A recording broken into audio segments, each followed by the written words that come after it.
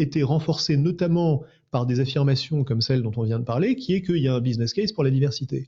Malheureusement, et c'est pour ça que je tiens à démonter cet argument du business case, quand on utilise de mauvais arguments comme le business case, on donne en fait des arguments à nos adversaires. Utiliser de mauvais arguments pour défendre une cause juste est toujours un mauvais service qu'on lui rend, parce que le jour où, pour de très mauvaises raisons, tes adversaires veulent s'y attaquer, ils ont beau jeu de se servir de tes arguments et de montrer qu'ils étaient faux. Donc c'est très facile aujourd'hui pour ceux qui veulent revenir en arrière sur la diversité de dire on nous a menti, on nous a dit que c'était bon pour le business, regardez, ça ne sert à rien, donc revenons en arrière. Or, c'était pas pour ça qu'il fallait le faire. Encore une fois, je dis pas qu'il fallait pas le faire, je dis que c'était pas pour ça qu'il fallait le faire.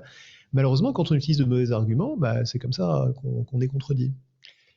La culture de la diversité, elle est beaucoup mise à mal dans les entreprises par les stéréotypes. Est-ce que tu peux nous parler de ta vision des stéréotypes et comment ils s'installent dans une organisation? On a beaucoup travaillé sur les biais cognitifs. Est-ce que tu peux nous parler des stéréotypes et comment est-ce qu'on les combat?